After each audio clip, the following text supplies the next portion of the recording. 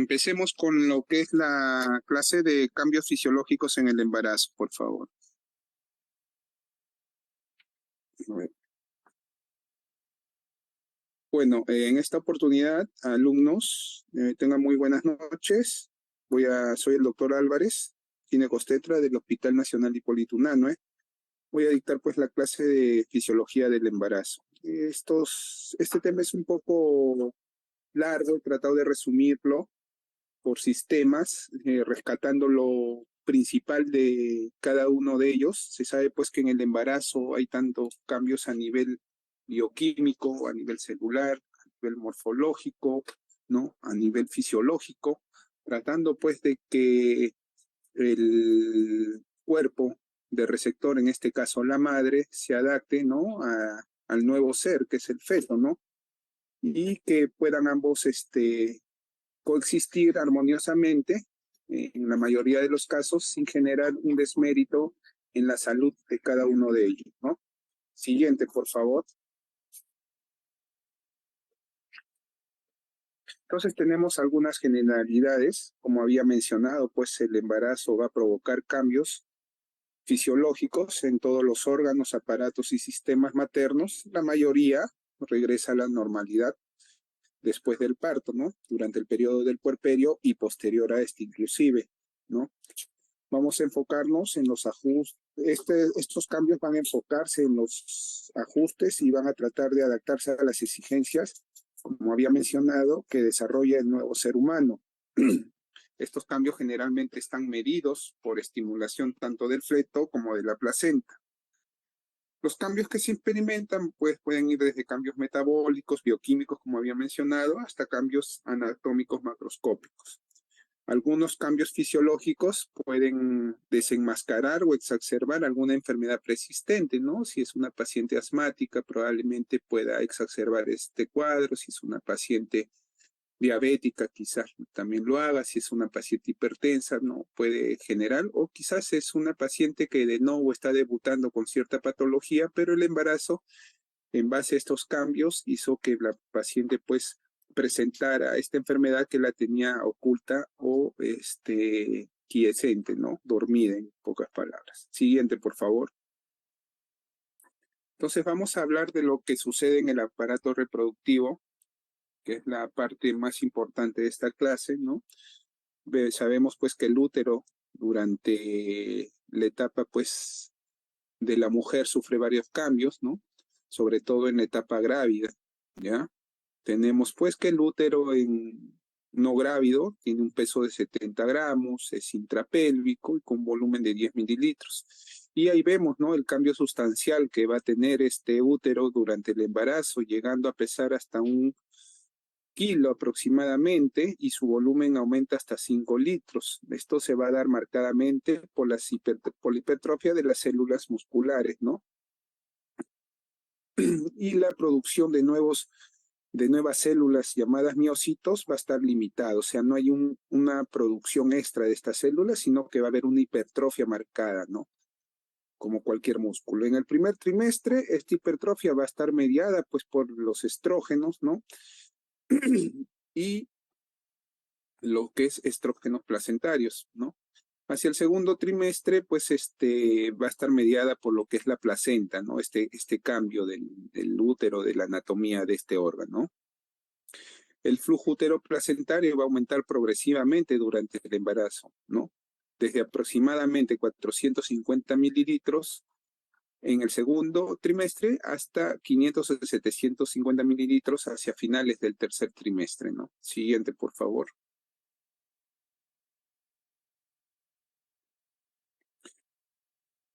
El cuerpo y el fondo se van a volver globulares, casi esféricos, a las 12 semanas de gestación, y luego este órgano crece más rápido en longitud que en ancho y se convierte o toma una forma ovoide, como podemos ver en la imagen, ¿no? Hacia la octava, 12ª semana, como había mencionado, es casi esférico, y hacia la semana 40 ya toma una forma de pera invertida, ¿no? O ovoide, ¿no? Con el crecimiento, pues, del útero va a haber una destrorotación fisiológica hacia la derecha, y la altura uterina, pues, vamos a ver que hacia las 12 semanas deja ya de ser intrapélvico, hacia las 16 semanas se encuentra entre la sínfisis del pubis y la cicatriz uterina, y cerca de las 20 semanas alcanza lo que es la cicatriz uterina. Va a haber una correlación entre altura uterina y edad gestacional entre las 20 y 30 semanas. Esto es muy importante porque a veces cuando no tenemos una data confiable de la fecha de última regla o una ecografía precoz que nos determine qué edad gestacional pueda tener esta gestante, podemos tomar mano de lo que es la altura uterina. Pero siempre hay que tener presente que la correlación entre edad gestacional y altura uterina se va a dar entre las 20 y 30 semanas. Posterior de esto, ya este dato o esta situación pierde credibilidad. Siguiente, por favor. El tono uterino, antes de las 30 semanas, vemos que es un tono bajo, de 3 a 8 milímetros de mercurio, y hacia el término del embarazo va a aumentar sustancialmente este tono, de 8 a 12 milímetros de mercurio. La intensidad de las contracciones igual, en el primer trimestre, ¿no? Vamos a tener un tipo de contracciones A, que son las de Álvarez Caldeiro, que tienen, pues, se presentan en mayor frecuencia, pero no son percibidas porque el tono es muy bajo, como podemos ver, entre 2 a 4 milímetros de mercurio, mientras que las de tipo B, que son las de Braston-Hicks, esas sí tienen un mayor intensidad de tono, de 10 a 15 milímetros de mercurio, ¿no? Y son poco frecuentes, pero su número va a ir aumentando, ¿no? Conforme se acerque el final del embarazo, ¿no? Siguiente, por favor. Bueno, el cuello uterino. El cuello uterino sabemos pues que es un órgano cilíndrico de 2 a 3 centímetros, ¿no? Dependiendo la edad de la mujer, pero en edad fértil tiene aproximadamente este tamaño, esta forma, ¿no? Y durante el embarazo también va a sufrir pues cambios fisiológicos.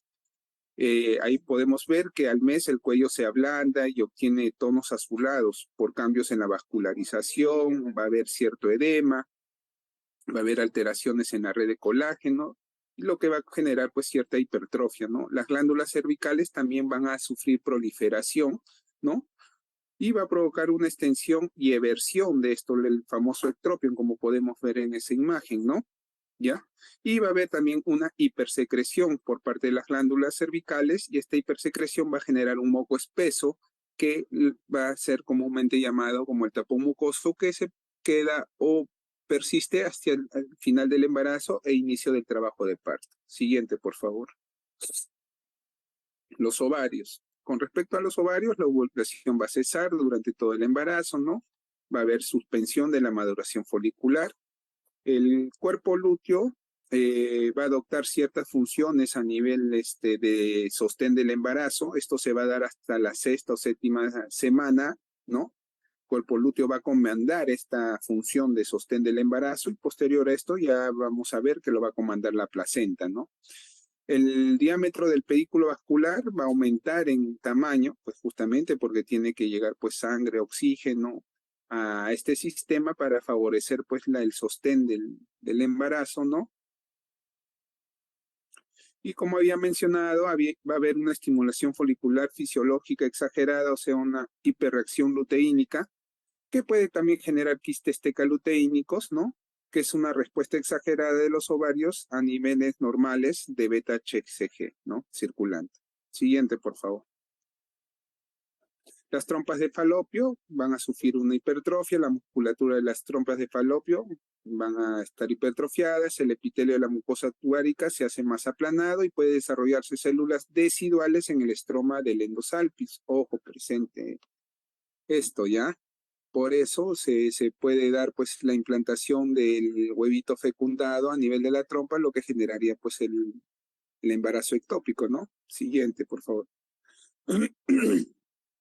A nivel de vagina y periné va a haber una mayor vascularización, hiperemia en la piel y los músculos del periné y la vulva, y el tejido conectivo abundante subyacente se va a ablandar. Esto va a dar como resultado un aumento de la coloración de tono violeta.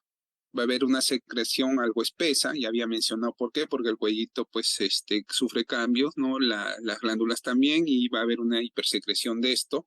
El pH va a variar, tornándose ácido, esto como un factor de protección de posibles infecciones a nivel vaginal que puedan comprometer el entorno del feto, ¿no? Este pH resulta del incremento de la producción de ácido láctico, ¿no? Por los lactobacilos durante el metabolismo que se va a dar del glucógeno, ¿no? Que se va a obtener pues de las células descamadas del epitelio vaginal, ¿no?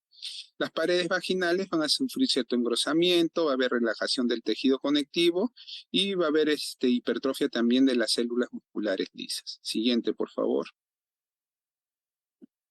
Entonces vamos a encontrar diferentes signos, ¿no? Cada uno pues con su definición, siendo los más importantes el de Chadwin, Gödel, Ladin, Edgar, McDonald, von Ferval y Piscaquet. Cada uno, como podemos ver, tiene su definición, y esto va a ser importante porque a nosotros nos puede guiar o nos puede orientar hacia que la paciente, si estamos en un lugar donde no contamos con un examen o un laboratorio pertinente o un ecógrafo que nos permita hacer el ultrasonido, nos va a orientar que la paciente puede estar embarazada, ¿no? Siguiente, por favor. En las mamas va a haber aumento de la sensibilidad, parestesias. En el segundo mes, las mamas van a empezar a crecer de tamaño, las venas van a empezar a dilatarse y se van a traslucir por debajo de la piel, los pezones se van a volver más grandes, profundos, se van a pigmentar, van a ser más eréctiles, ¿no?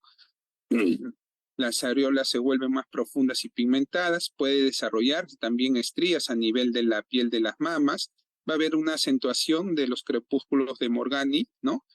Eso se puede ver en los cambios fisiológicos, les insto pues cuando vean en su práctica una gestante, puedan observarle las mamas y van a ver estos cambios, ¿no? El crecimiento de los acinos mamarios, o sea, de las glándulas, va a estar mediada por acción de la progesterona, mientras que el crecimiento mamario en un primer momento va a estar, de los conductos mamarios en un primer momento va a estar mediada por los estrógenos, y la producción de leche, como sabemos, va a estar mediada por la prolactina siempre y cuando haya una succión adecuada por parte del recién nacido, ¿no? La eyección de la leche va a estar mediada, como todos sabemos, por acción de la oxitocina. La siguiente, por favor. En la piel, ¿qué vamos a observar? Que son los cambios más evidentes que se pueden observar a simple vista, ¿no? La piel abdominal y sobre los senos y muslos puede haber la aparición de estrías rojizas, como vemos en la imagen, ¿no? Esas estrías famosas que molestan a muchas gestantes y que son gruesas, acoronadas, rojizas y de difícil que desaparezcan, inclusive posterior a la resolución del embarazo. Va a haber pues la línea alba que todos tenemos, se va a hiperpigmentar, van a aparecer manchas pardas irregulares, ¿no? De diferentes tamaños a nivel de la cara, el famoso cloasma gravídico, melasma gravídico, va a haber aparición de arañas vasculares, ¿no? Sobre todo en zonas de la cara, cuello, parte superior de pecho y en los brazos, inclusive puede haber eritema palmar, ¿no? En algunas gestantes, en algunas no. Siguiente, por favor. Esto es muy importante, el peso corporal, ¿no? Inclusive en lo que es la tarjeta de control prenatal, hay un acápite o hay un ítem donde a la gestante se apunta conforme va a las visitas del ginecólogo la ganancia de peso, ¿no? Sabemos pues que hacia la 8ª semana, por acción de lo que es la emesis, las náuseas matutinas o la hiperemesis, puede el peso disminuir. Pero hacia el segundo y tercer trimestre vamos a ver que hay una ganancia importante del peso, ¿no?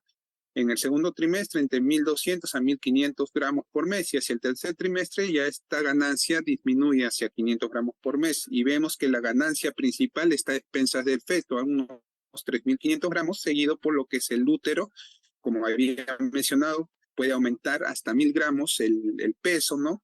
Líquido amniótico y otras cosas como la placenta. El peso también va a estar aumentado por lo que es el aumento del volumen sanguíneo a expensas del plasma, como vamos a ver más adelante, ¿no? Inclusive puede haber también un tejido de reserva o adiposo que va a generar cierta ganancia de peso en las gestantes. Siguiente, por favor. Entonces, este es un cuadrito importante donde vemos pues el índice de masa corporal, cómo inicia la gestante y cuánto de peso debería ganar durante su embarazo, ¿no? Es importante, ¿por qué? Porque no es lo mismo que una paciente con bajo peso gane pues 5 a 9 kilos, ¿no? En ella se recomienda que la ganancia sea pues total hasta de 18 kilos, mientras que en una obesa pues se tiene que remitir la ganancia entre 5 a 9 kilogramos, ¿no? Y el que más peso debe ganar es el feto, no tanto la madre. Siguiente, por favor. Bueno, dentro de los cambios metabólicos, ¿no? Va a haber una mayor retención de agua por una redistribución de la osmolaridad plasmática, ¿no? Y esto va a inducir pues un restablecimiento, ¿no? Y alteración de los umbrales de osmolaridad, ¿no? Porque va a haber una mayor secreción de vasopresina. Va a haber también una hipoglicemia leve que puede estar presente en ayunas, ¿no? Y puede haber una hiperglicemia postprandial, ¿no? Con resistencia pues a la insulina periférica durante el embarazo.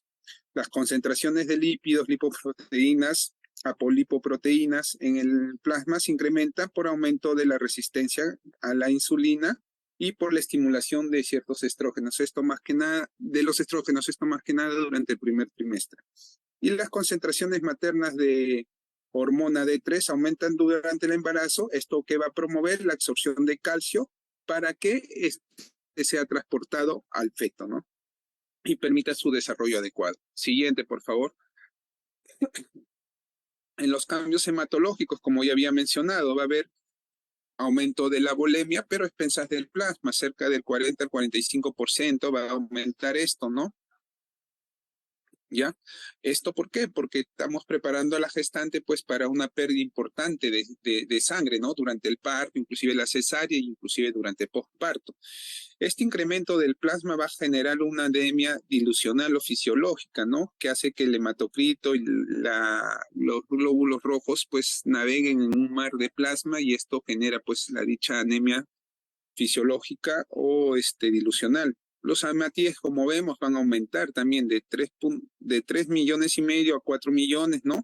Pero su vida media se va a ver disminuida. Y el requerimiento total de hierro en una embarazada tiene que ser de 700 a 1400 miligramos, ¿no?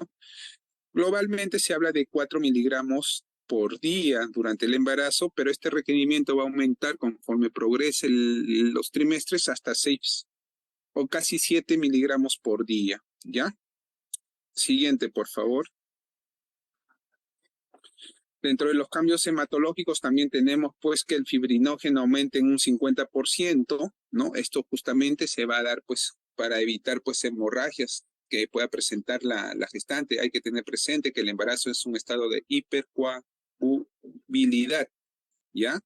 Entonces puede tener pues la velocidad de sedimentación aumentada, ciertos factores de coagulación van a aumentar y otros van a disminuir, ¿no? Dentro de los que aumentan está el factor 7, 8, 9, 10 y 2 y dentro de los que disminuyen está el factor 11 y 13.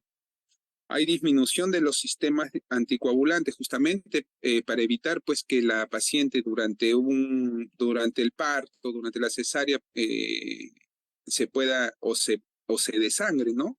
Valga la aclaración. El aumento de fibrinógeno sumado a la disminución de actividad fibrinolítica va a llevar, como dije, a la gestante a la predisposición o formación de trombos. Las plaquetas, como ven, va a aumentar en un 25%, el tiempo de sangría no va a cambiar, el tiempo de protrombina aumenta, los leucocitos también pueden aumentar, ¿no? De 5.000 a 12.000, ¿no? A expensas de lo que es los linfocitos T. Los que no van a alterarse son los linfocitos B. Y los CD4 no van a alterarse tampoco, ¿no? Porque hay que tener presente que el embarazo es un estado inmunodepresor hasta cierto punto para permitir, pues, albergar a un ser extraño. Hay que tener presente que el feto, como lleva carga genética extraña al cuerpo de la madre, de todas maneras es un ser extraño, ¿no? Y si no suceden estos cambios a nivel de las defensas propias innatas de la madre, puede pues haber una alteración con respecto al desarrollo fetal. Siguiente, por favor. A nivel cardiovascular, el gasto cardíaco va a aumentar, evidentemente. ¿Por qué? Porque aumenta la volemia. La presión arterial sistólica también puede alterarse en el primer trimestre, esta va a disminuir, pero posterior esta puede aumentar. La frecuencia del pulso, eso sí, va a aumentar, ¿no? Si hay aumento del gasto cardíaco, va a haber aumento de la frecuencia cardíaca hasta 10 latidos por minuto, y entre la semana 10 y 20 va a empezar la expansión del volumen de plasma, que va a aumentar lo que es la precarga, que va a aumentar también el volumen de la aurícula izquierda, y va a haber mayores fracciones de eyección. Siguiente, por favor. El diafragma va a hacer que el diafragma se va a elevar, ¿no? Conforme crece el útero, pues tiene que desplazar ciertos órganos, ¿no? Y otras estructuras anatómicas. Una de ellas es el diafragma. Esto va a hacer que el corazón se desplace a la izquierda y hasta cierto punto se verticalice, ¿no?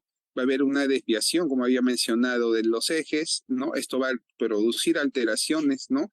En las derivaciones 2, 3 y ABF, sobre todo en lo que son las ondas Q, ¿ya? Y puede haber ondas T aplanadas, ¿ya? La masa del ventrículo, por mayor fracción de eyección que va a tener esta, ¿no? Por el aumento de la volemia, va a sufrir una leve hipertrofia que posteriormente se resuelve el embarazo, ¿no? Esta va a volver a su tamaño normal, ¿no?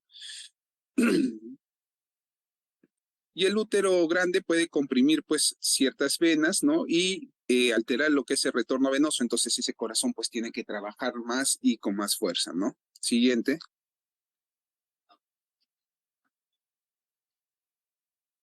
Otro cambio que se va a ver es una división exagerada del primer sonido cardíaco y aumento del volumen, ¿no? De ambos componentes. Puede haber un tercer sonido fuerte y fácil de escuchar, ¿no? Y ningún cambio definido en los elementos aórtico pulmonar se va a ver en el segundo sonido. Siguiente. Bueno, dentro de los cambios respiratorios, la capacidad residual va a disminuir de un 20 a 30%, ¿no? La capacidad inspiratoria va a aumentar de un 5 a 10%, el volumen tildal y la ventilación mínima en reposo aumentan a medida que avanza el embarazo, y la conductancia de la vía aérea se incrementa y la resistencia pulmonar total se reduce, posiblemente como resultado de la progesterona, ¿no? Ahí vemos un cuadrito comparativo entre una no embarazada y una embarazada, y vemos que los diferentes volúmenes se van a alterar, ¿no? Siendo de ellos el que más se altera el volumen tildal y la ventilación mínima en reposo. Siguiente, por favor. Entonces, este cuadrito es muy importante, pregunta de examen, ¿ya? Ahí hay ciertos parámetros que van a sufrir algunos aumentos y otros disminución, siendo los más importantes el volumen corriente, que va a sufrir un aumento de hasta el 45%, ¿no? Y lo siguen pues el espacio muerto, la ventilación mínima minuto y la ventilación alveolar, y los que se van a disminuir son el volumen de reserva expiratorio, ¿no? Y la capacidad funcional residual. Siguiente, por favor. Todo esto se va a dar pues eh, ¿por qué? Porque como ven, hay ¿no? Se eleve, inclusive va a haber un ensanchamiento de lo que es el tórax con respecto a su diámetro transverso, y una disminución de lo que es el diámetro anteroposterior. Esto va a generar pues que ciertos músculos accesorios se empiecen a comandar o a tomar la batuta para mejorar la ventilación a nivel de la gestante. Por eso muchas gestantes hacia la sentada, ¿no? Siguiente, por Hola. Allá. Listo. Gases arteriales, pues va a haber un descenso de la presión de CO2, ¿no? La presión de oxígeno se va a incrementar de manera brusca durante el primer trimestre, ¿no? Para luego descender hacia el último trimestre. Va a haber un descenso del bicarbonato sérico, ¿no? Por incremento en la excreción renal, ¿no? Siguiente, por favor. Un ratito. Discúlpenme, por favor.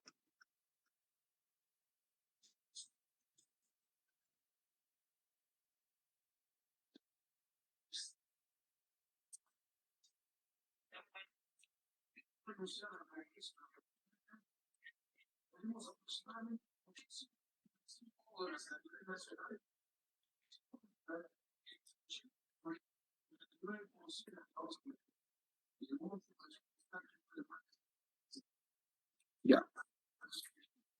Seguimos. ¿Me escuchan? Excelente. Dentro de los cambios renales, pues vamos presente. Ahí vemos que el tamaño del riñón va a verse afectado, va a sufrir un crecimiento, ¿no? Esto se va a ver resuelto, inclusive después de parto va a haber dilatación de la pelvis renal, lo que va a conducir pues un aumento en la filtración de la orina, la función renal, como había mencionado, por el aumento del plasma va a verse incrementado, ¿no? Hasta en un 50%, esto que va a favorecer el incremento pues de la urea y la creatinina, ¿no? Principalmente la creatinina. Va a haber también alteración de lo que es el equilibrio ácido-base, ¿no? Por la mayor filtración, ¿no? De lo que es bicarbonato, ¿no? Y la osmolaridad plasmática, bueno, va a verse disminuida, ¿no? Por este dato de aumento de la filtración a nivel renal. Siguiente, por favor.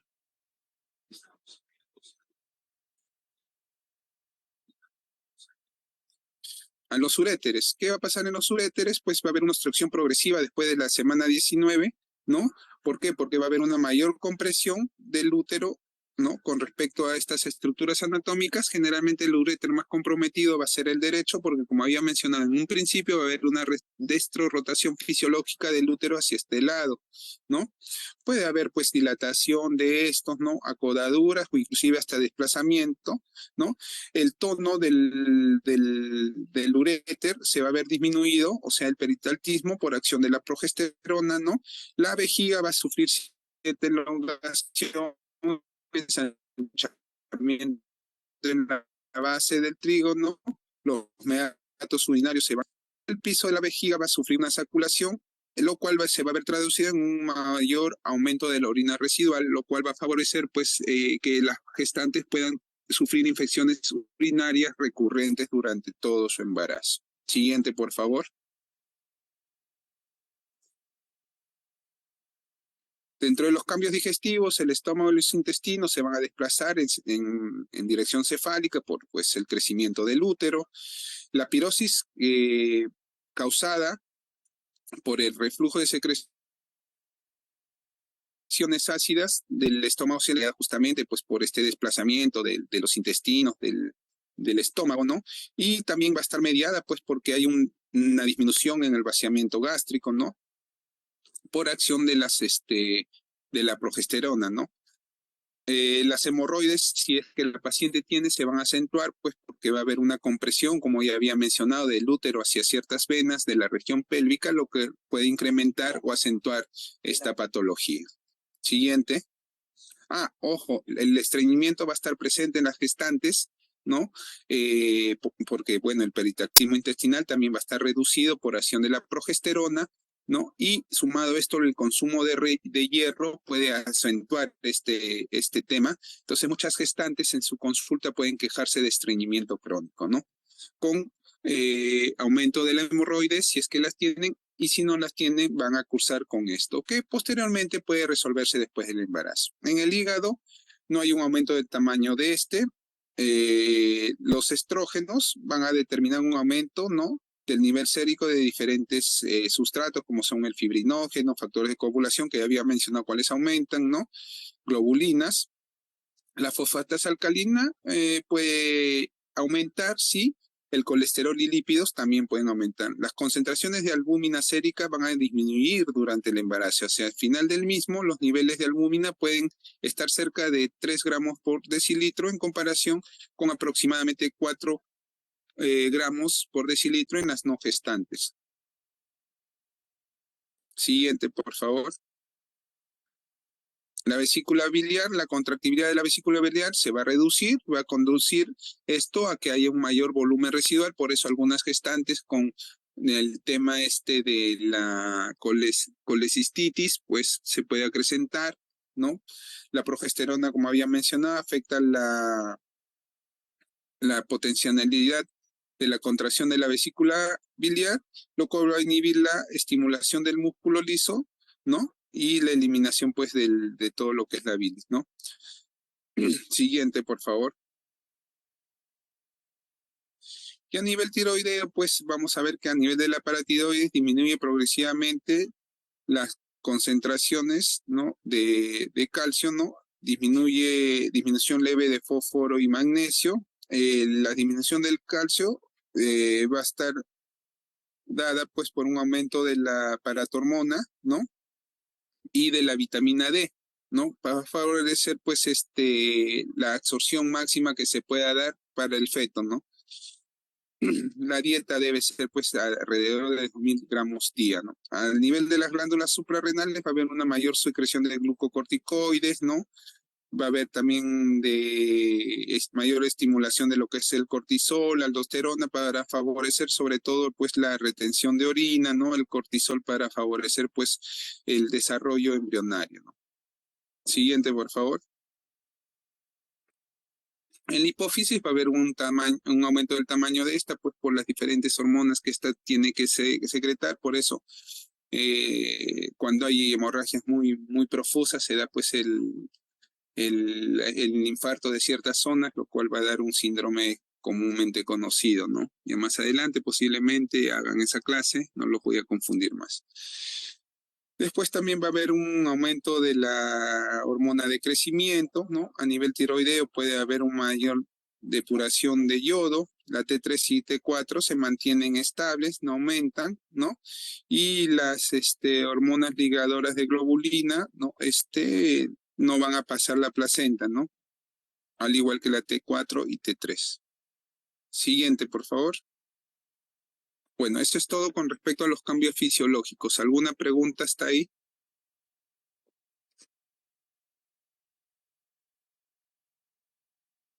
Bueno, si no hay preguntas, seguimos con el otro tema que era la hiperemesis gravídica. Bueno, tenemos que saber pues que la hiperemesis gravídica es una patología o una enfermedad que se va a dar durante el embarazo, afectando a un gran porcentaje de nuestras gestantes. Inclusive esta puede progresar hacia postrimerías, ¿no? Del embarazo, ¿no? Puede conllevar a situaciones de peligro tanto para la madre como para el feto. Inclusive se ha visto casos en que se tiene que llegar a lo que es el aborto terapéutico por persistencia y compromiso de la madre, ¿no? Entonces, ¿qué hay que tener presente? Que las náuseas y vómitos van a estar presentes siempre o en un 50-90% de las gestantes durante el primer trimestre. Eso es normal. El inicio es entre la quinta y sexta semana con un punto máximo hacia la novena semana. Y esto va a desaparecer en algunos casos hacia la semana 16 o 20. En algunos puede persistir. Hasta el tercer trimestre, como mencioné, ¿no? En un 15 a 20%, inclusive hasta el parto, hasta en un 5%. O sea, ojo, hay que tener presente que no hay una edad gestacional donde se diga pues que ya va a desaparecer, ¿no? Como ven los datos, las cifras, esta puede persistir inclusive hasta el parto.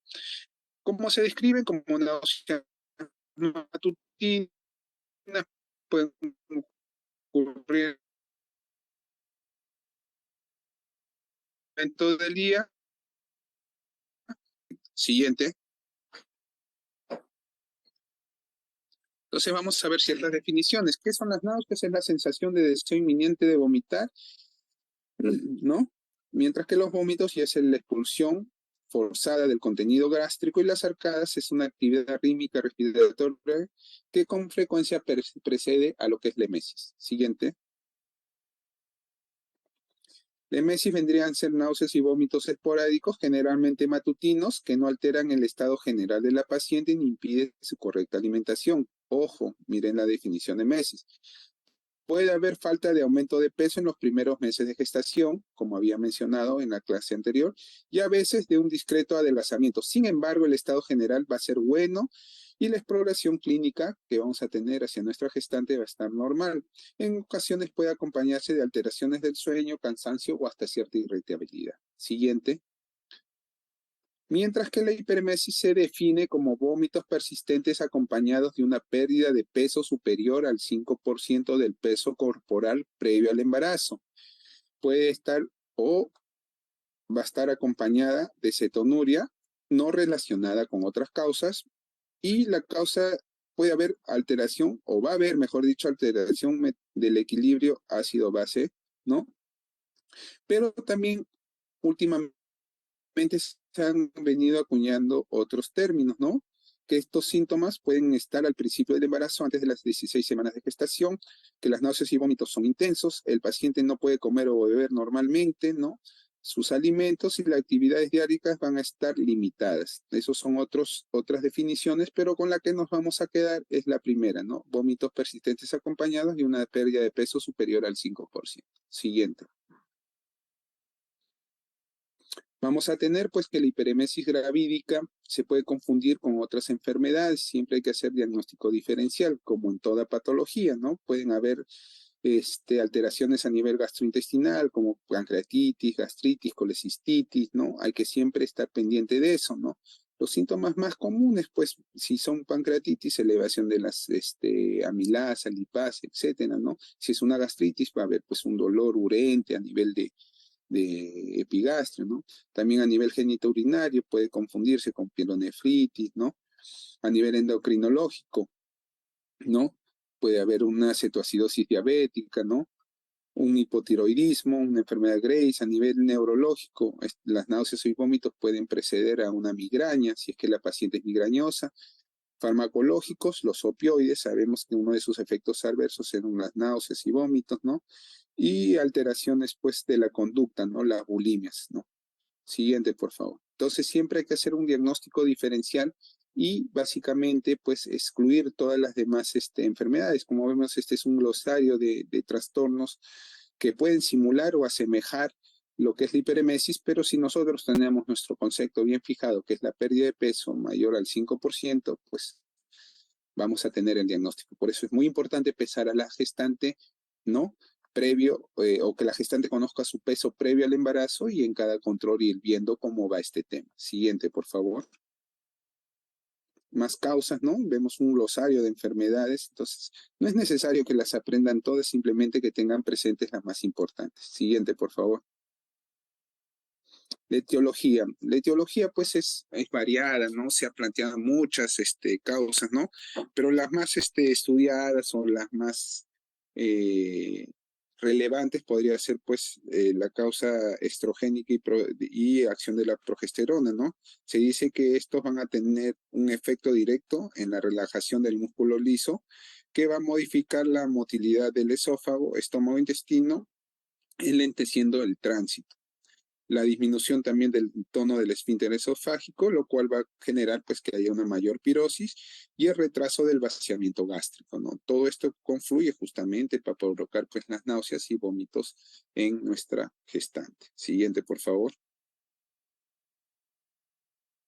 También se ha planteado la teoría pues de que coincide justamente con niveles elevados de lo que es la beta-HCG, como podemos ver en ese cuadrito, entre la octava y 12ª semana se ve que hay un incremento, un pico en la elevación de la beta-HCG y coincidentemente hay un aumento, un mayor número de casos de hiperemesis gravídica, ¿no? Esto se ha visto pues más en pacientes que tienen gestaciones dobles, triples, ¿no? Donde esta hormona va a estar elevada, inclusive en pacientes con enfermedad molar, ¿no? Vamos a ver que tienen mayor náuseas y vómitos durante este proceso, ¿no? En contraparte de otros grupos que solo pues llevan un embarazo único, ¿no? Se hizo esa comparación. El efecto estimulador sobre la secreción del tracto gastrointestinal superior y una estimulación de la función tiroidea debido a su homólogo estructural de la TSH es otro otra posible etiología, ¿no? Por eso es importante averiguar si la paciente pues es hipotiroidea, porque si es, puede también estarse dando este cuadro, sobre todo en hiperemesis renuentes o que no se den al tratamiento que se le da. Siguiente, por favor. A nivel gastrointestinal también, ¿no? Lo que había mencionado, se plantea pues que puede haber una relajación del esfínter esofágico inferior que va a favorecer la pirosis, y si la paciente pues tiene el famoso Helicobacter pylori y que no ha sido tratado, este es un predisponente para favorecer las náuseas y vómitos en nuestra gestante, ¿ya? Siguiente. Ahora últimamente ha cobrado relevancia lo que es la teoría genética. Se dice que hay mayor riesgo de desarrollar hiperemesis entre las mujeres o familiares de pacientes que ya han tenido previamente esta patología. Hay un gen implicado, el GFBP7, que también juega un papel en la placentación, ¿no? El apetito y la caquexia. El gen GDF15 se expresa en células del trofoblasto placentario y su proteína parece promover la placentación y regular el peso corporal fisiológico y el apetito a través de la activación de las neuronas a nivel del hipotálamo y el área postrera. Entonces vemos que la teoría genética está cobrando bastante relevancia. Siguiente, por favor. Otras causas, pues deficiencia de micronutrientes, ¿no? Y vitaminas, alteración de los niveles de lípido, alteraciones o cambios en el sistema nervioso autónomo, ¿no? Alteraciones inmunológicas y alteraciones a nivel, pues, se puede decir psíquico, ¿no? O de trastornos de la conducta como la depresión. Siguiente, por favor. Entonces, por eso es importante a todas nuestras gestantes también que cursen con una interconsulta a psicología para ver que no hay estos trastornos. Es importante el dosaje pues, de micronutrientes, ¿no? También es importante también la toma de peso, ¿no? Entonces acá hay un cuadro que nos va a servir básicamente, ¿no? Para ver, ¿no? Y puntificar, ¿no? Si nuestra paciente sufre de un cuadro de mesis, ¿no? Que generalmente lo sufren todas las gestantes, o ya estamos paseando hacia un cuadro de hiperemesis, ¿no? Si tiene una puntuación total de 7 a 12, o mayor, mejor dicho, de 13, con vómitos intensos del embarazo, ya es una paciente tributaria para catalogarla como hiperemesis. Cada cuadro tiene su puntuación y tenemos 3 ítems, ¿no?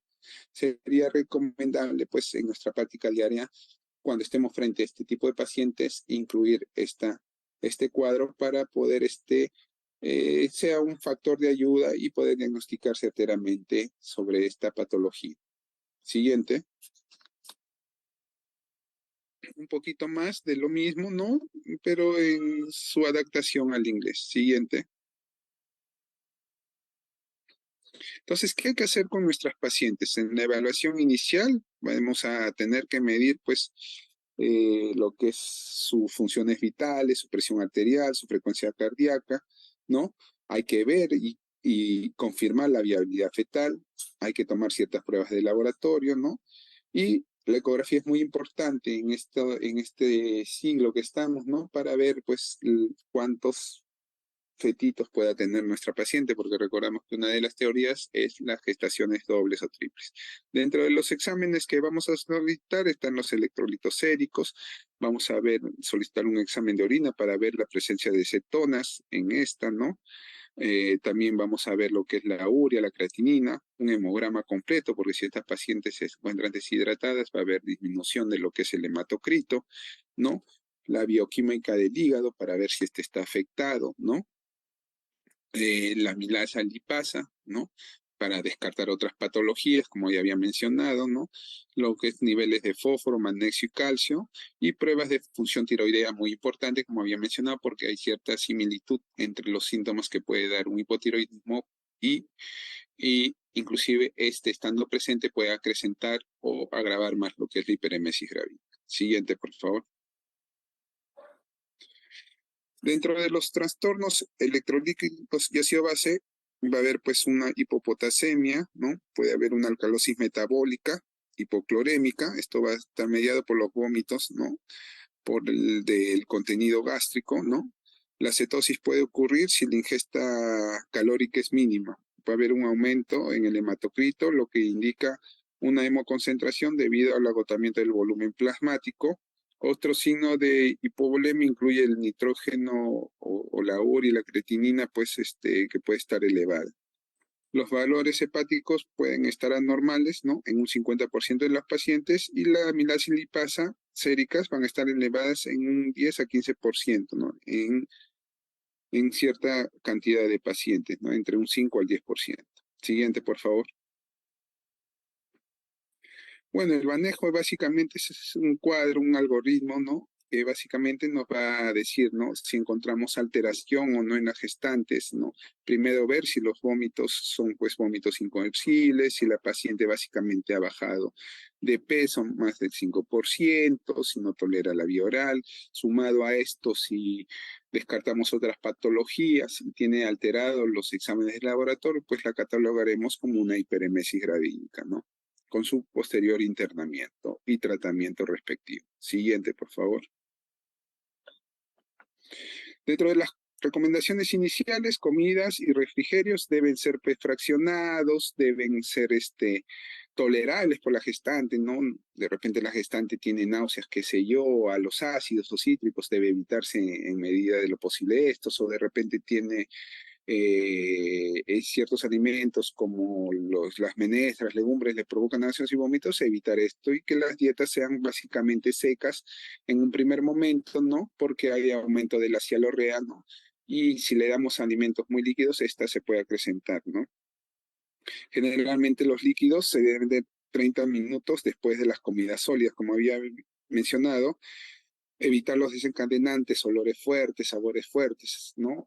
Comidas muy condimentadas. Se dice que el jengibre ayuda a lo que es el control de la hiperemesis con una dosis que va del 1 a 1,5 gramos vía oral, dividido en 24 horas, ¿no? Inclusive se han utilizado dosis de 0,5 a 2 gramos durante 24 horas y parecen ser seguros. Siguiente.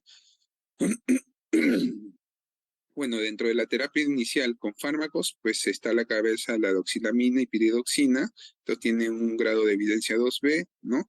Es el tratamiento o la terapia inicial. De no contar con esto, pues vamos a dar pues la difenhidramina por vía oral, ¿no? Dividida entre 4 a 6 horas, es un grado de evidencia C, ¿no? O también podemos dar, si no contamos con este fármaco, la metoclopramida. Siguiente. Y como última línea, pues damos el ondansetron, pero esto tendría que dar posterior hacia casi llegando a postrimerías del primer trimestre, porque se ha visto cierto efecto teratogénico, ¿no? Entonces no es recomendable dar esto, ¿no?